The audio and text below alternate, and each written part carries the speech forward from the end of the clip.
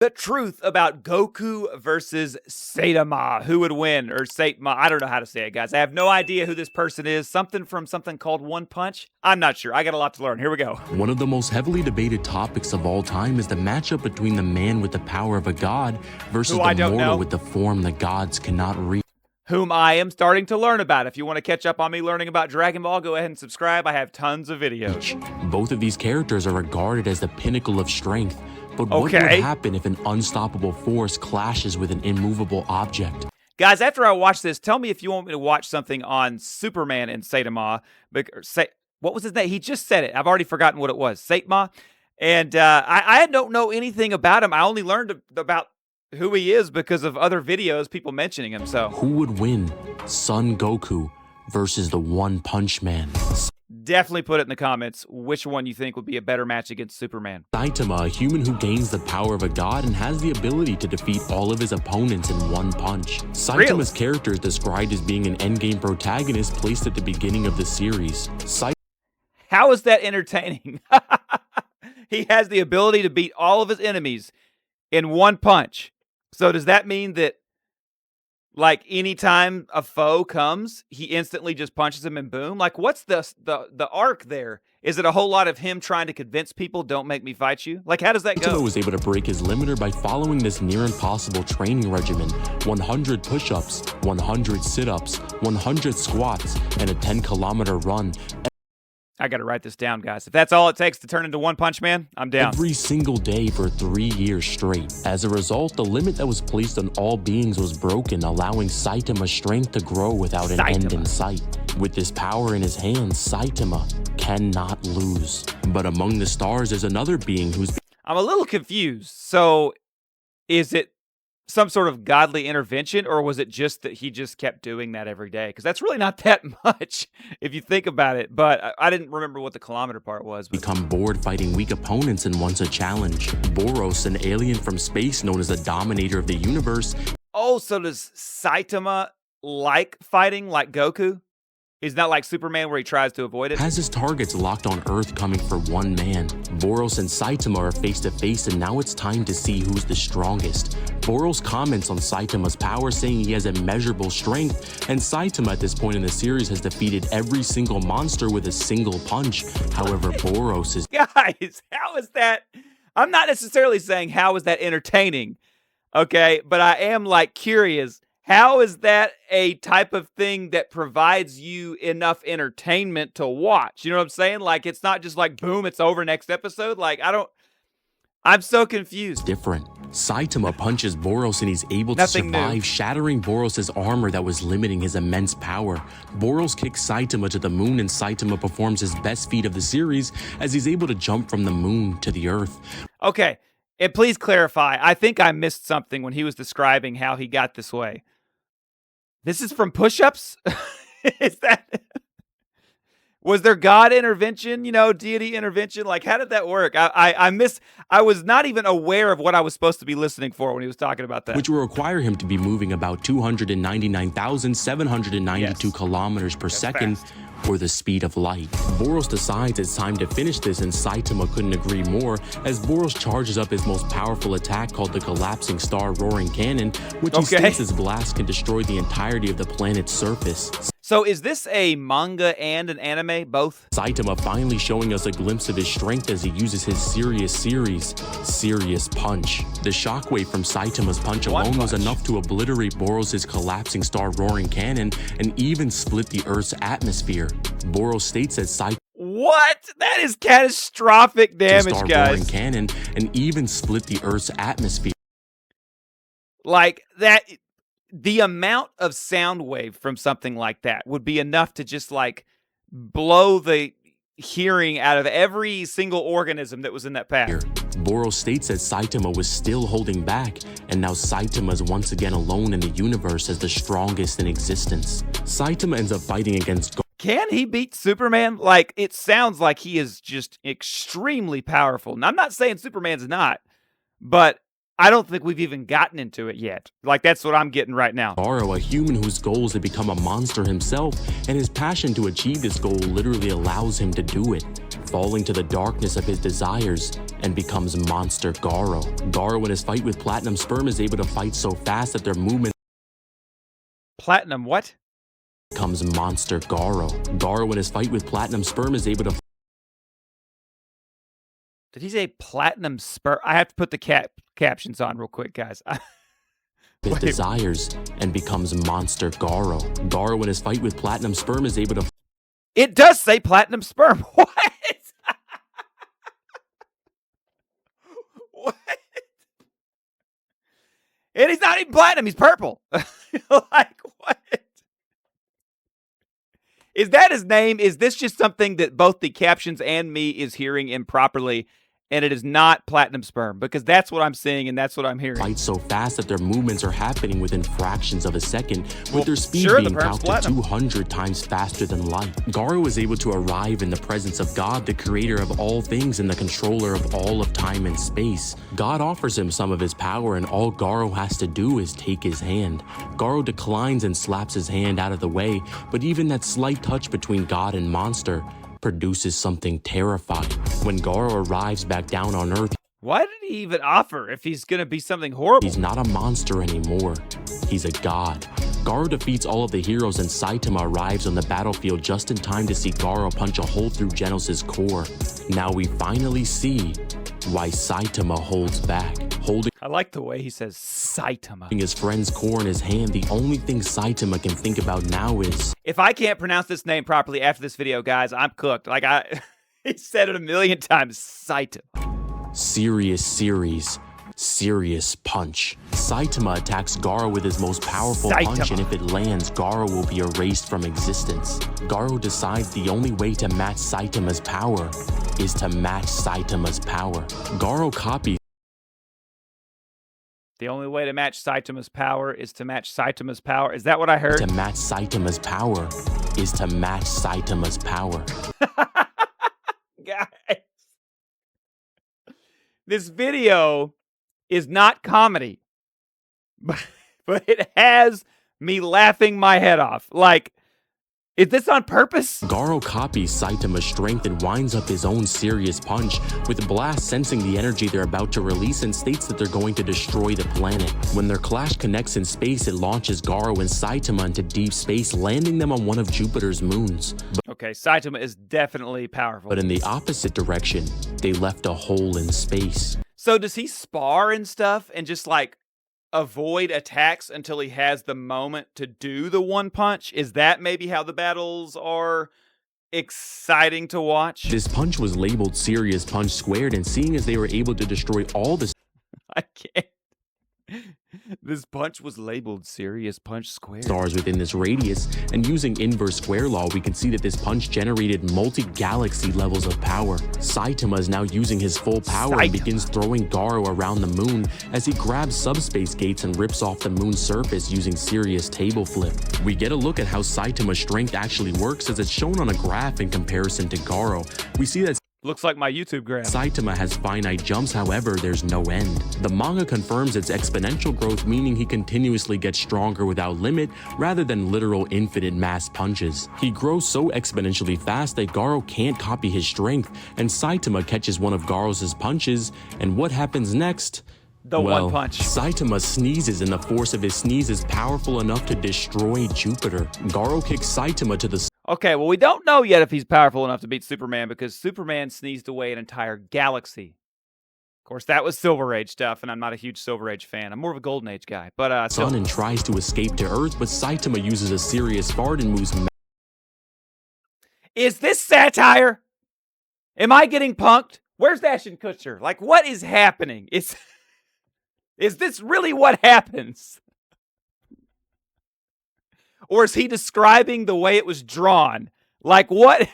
I can't tell if he's a comedic genius and just slips stuff in to make it fun, or if he's literally just telling it the way it is. I don't know. Faster than light and is able to catch up to Garo. Yes, Garo teaches Saitama a technique that allows him to travel back in time, saying that if anyone can master the power of God without taking his hand, it's you. Saitama is launched backwards in time, the reversal of causality, and performs a feat that not even the One Punch Man can do, ending a fight in 0 punches. I'm telling you with the comedy, man. So is it just because you went back in Saitama time? would scale to multi-galaxy with massively faster than light speeds. But how does this compare to the hope of the universe? Son Goku, a Saiyan from Earth whose goal is to become the strongest mortal in the multiverse. Even before the divine events of Dragon Ball Super, Goku's strength was ridiculous. Okay, that's something I didn't gather from Saitama. Again, if I don't say that properly, I'm dead. So does he have a similar thing where he wants to constantly be upgrading, or is it just more happenstance? Because Goku is like, no, I'm reaching that next level. That's like his whole purpose. As he was able to surpass characters like the Emperor of the Universe Frieza, who while holding back the force of his blast still had enough power to destroy Namek, with the explosion being so powerful that it was seen outside of the galaxy. For those of you worried about me being spoiled, don't worry. I remember nothing. Which grants him multi-solar system levels of power, and even has multiple statements and guides that say Frieza could destroy the entire universe in his second form alone. Surpassing perfection, Perfect Cell, who as well as Frieza has statements of being able to destroy the entire universe, and was stated multiple times that he has infinite and bottomless strength, and no, not just in reference to the infinite energy that androids have, but his literal battle power as stated by the narrator. Surpassing But did a god give him that power? You know what I'm saying? Like characters like the Grim Reaper of Justice Gotenks says a Super Saiyan 3 who is powerful enough to scream out of dimensions and warp realities simply by existing, and surpassing the personification of evil itself, Majin Buu, as Buu is going to crush the entire universe with alternate dimensions just by screaming, and was threatening the Grand Kai world, which is a universal-sized planet, and destroying this can be calced to octillions of times universal. That's the problem. That's the problem. We're getting into like, you have to have feats that are exactly the same and compare how they went. Like you're just getting into numbers that I don't even. The universe itself is 99.9% empty space, and this planet was 100% mass. Goku in base is fast enough to traverse through hell, which is stated to be infinite in size, granting him infinite speed, which is defined as crossing an infinite distance in a finite amount of time. Fast forward to Dragon Ball Super. Yeah, that's unimaginable. Like, I would think that you would just be traveling through time. Well, Goku is the strongest fighter on Earth and is now face to face with a god of destruction who is in search of a being that will be his rival, a Saiyan enveloped in divine energy, a Super Saiyan god. Beerus is so powerful that he's able to humiliate Super Saiyan 3 Goku and defeat him in only 2 blows, with Goku stating that not even fusion would be enough to beat Beerus, and the only way to win is to find this Super Saiyan god. Shenron tells... Okay, yeah, I've heard about this. They get the balls, they wish to Shenron, and the dude's like, no, I can't do that. Can't do it. Goku that the original Super Saiyan God required a ritual for him to obtain his power. 5 pure-hearted Saiyans must infuse their light into a 6th. Putting all of their trust into the hope of the universe, Goku is enveloped in a blue light, and what comes out is a Saiyan who has reached divinity. Super Saiyan. I didn't realize it took other people for him to reach that. Goku and Beerus have their battle of the gods, and their fight goes higher and higher as Goku is learning to control this new pool of energy. Goku and Beerus clash, and the shockwaves from their punches are going to destroy everything, not just the living universe, but the entirety of Universe 7. How do these dudes get to this point on their own without the other person ever having been affected by their training? You know what I'm saying? It's like, planets are getting destroyed. He must have been very far away when he grew to the power he was at. With Universe 7 Beerus, consisting of 7 different space-times that house their own realms, with the afterlife in particular being stated in the Dragon Ball Daizenshu 4 World Guide to be a transcendental realm that goes beyond the living universe, and was stated in the Dragon Ball Super Exciting Guide to be beyond the concepts of space and time multiple times. This is consistent as the June 2013 V-Jump issue states that Goku and Beerus' battle was super dimensional, with the kanji being Chojigen, which literally translates to being above higher dimensions. Goku loses his god form, but the power isn't lost and instead infuses itself into Goku's being, meaning Goku has this universe-crushing power in his base form and is able to stack Super Saiyan 1, 2, 3, and even God on top of this. Okay. Does that mean that he is able to go God form and then turn into, Super Saiyan 1, 2, and 3 while in God form? Is that what that means? Because the Kaioken, I assumed it worked that way, but y'all made it clear that Kaioken, it's like, no, that would like hurt him if he was like Super Saiyan 3 and then used Kaioken. It would be too much energy too fast. Super Saiyan being 50 times stronger than his base form, Super Saiyan 2 being 100 times stronger, Super Saiyan 3 being 400 times stronger, and Super Saiyan God being millions of times stronger than base form Goku. Goku, after his training with Whis, is able to access a new form, which is the mix of the fiery red aura of a god and the blinding light of a Super Saiyan that produces a new color, Super Saiyan Blue. Blue would be 50 times stronger than Super Saiyan God, and he's able to stack Kaioken on top of this, as he shows in his fight with Hit, who has an ability to time skip into the future, but Goku is able to snatch him out of the future and bring him back to the present, with Kaioken getting his power 2, 10, and even 20 times stronger than Blue. Goku fights against Jiren in the Tournament of Power, a mortal from the 11th universe who has surpassed his God of Destruction and has statements and guides that say he surpassed all of them. So far, I am learning nothing about whether or not Goku can take, Saitama. Is that right? With Jiren's strength surpassing the divine timeline Infinite Zamasu, who is a god that infused himself with the cosmos of Trunks' timeline past, present, and future, and possibly even stronger than Super Saiyan Blue Vegito, who has statements of being stronger than Beerus. Goku fights against Jiren, and Jiren is able to block. I didn't know he goes Super Saiyan Blue in Vegito form. Super Saiyan God Goku's punches with just one finger, with these punches maybe I didn't forget. Being millions of times stronger than the ones he threw at Beerus in the Battle of Gods are. Jiren is able to casually defeat Kaioken times 20 Blue Goku and forces him to use his trump card. Wait, so he does use Kaioken in the higher forms. Maybe it's because he's more powerful. Universe 7 Spirit Bomb, but it's still not enough. Even with Goku pushing with Kaioken times 20 Blue, Jiren is able to push it back with just a glare, and Goku falls into his own attack. His will not to die allows him to tap into something, well, arising from the ashes of the Spirit Bomb is a mortal who achieved a form that not even the gods can reach, the technique of the angels, Migato no Gokui, autonomous Ultra Instinct. Ultra Instinct Goku, simply by existing, is able to shake the entirety of the infinite world of Void, with the Grand Priest stating this void has no space and no time, with a guide actually explaining this further, as it states it has no concept of space and time. This is actually pretty interesting, as it's... Is this stuff brought up whenever they do Superman Goku debates? I don't know if it's ever brought up or not. That's the problem with these debates, though. I've said this a bunch. I should probably do one on my other channel, my Kryptonite Korner channel, where I talk about just Superman. I should probably do my own video where I put 80s Superman against 80s Goku, and then 90s and then 90s. You know what I'm saying? Like, put them, forget all the other stuff. You know what I mean? Forget Golden Age Superman. Forget just like John Byrne Superman, the reboot, right? In 86. And then put up Goku from then as well. I don't know if he came out in 86, but he came out in the 80s, right? And yeah, that should be the kind of thing that we do, you know? And I should do that. I should do that. I'm talking about it. I'm not making the decision, but I should. Let me know if I should in the comments on my other channel. Not the one I'm working on developing, but the one I've already, made. Yeah, and also let me know if I should do more videos on Saitama, because I could still not even say his name without thinking about it first. And I know nothing of what's One Punch Man? Is that what he's called, or is that the show? Implied to be more durable than the macrocosm that these characters at this point can pretty much blink away. Goku is able to access Ultra Instinct two more times, once in his battle with the Universe 6 Patara Fusion Kefla, who states she can destroy an entire universe in a single shot. Oh, I don't think I've even seen female Saiyans. And it was even stated in a guide that at this point...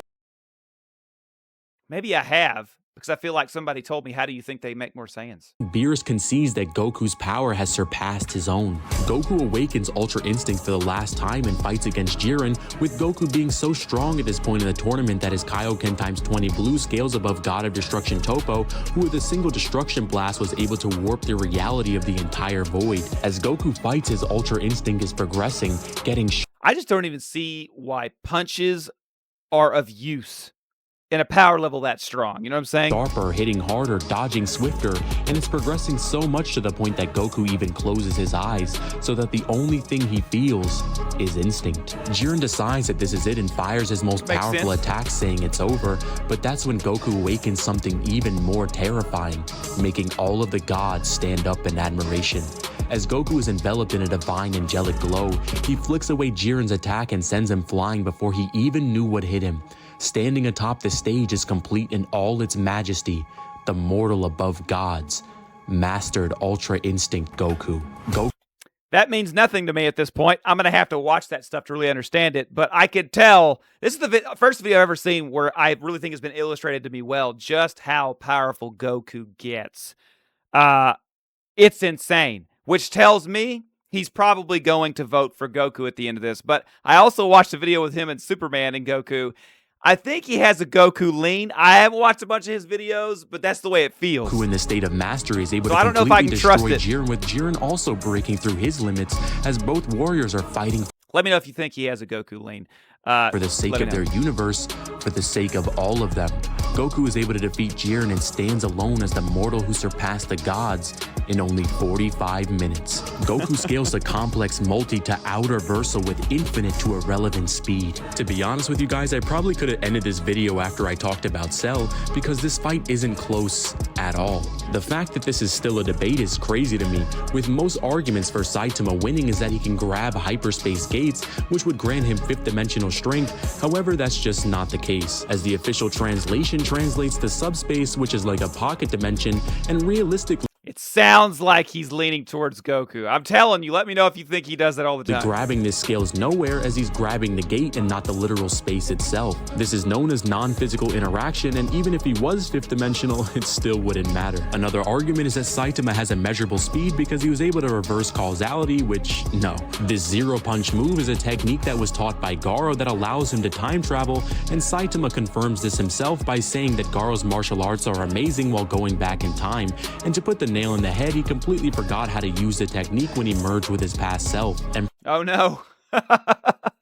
Well, you got to catch him at the right time then, I guess. Probably the most popular of them all, or right part outside of time, is that Saitama has infinite strength, which the manga actually disproves, as Saitama states himself that he's using his full power, and we see his strength grow in finite jumps as there are points on the graph. If his strength was truly infinite, there would be no points on the graph and it would be stretching on for infinity, but even granting Saitama having literal infinite power, it still wouldn't matter, and he gets put on a t-shirt by base Goku. I guess we finally know who wins between the unstoppable force and the immovable object, because the unstoppable force was never unstoppable to begin with. Okay, here's what I gotta know though. The stuff that he showed that beats Saitama, I don't know, because I'm still learning about, I'm like on Dragon Ball Z abridged, very early stuff, and you know, is that canon stuff that he was showing with Goku and all that really deep stuff, is that canon? And is Saitama's stuff canon in his? In other words, is he doing canon against canon? Because sometimes they don't do that. They like start pulling out video games and all kinds of stuff. It just hasn't met Goku yet. What's up, guys? It's Divine. If you guys enjoyed this video, make sure you guys like and subscribe. It's completely free. And remember, guys, the link for his video is in the description. You can also find a subscribe button for my channel if you'd like to see me do more. Tell me what you want me to do. Should I do more videos on Saitama? And I definitely am still learning about Goku. It seems like it's a never-ending battle to learn. Remember, guys, like Superman, live humbly, do good.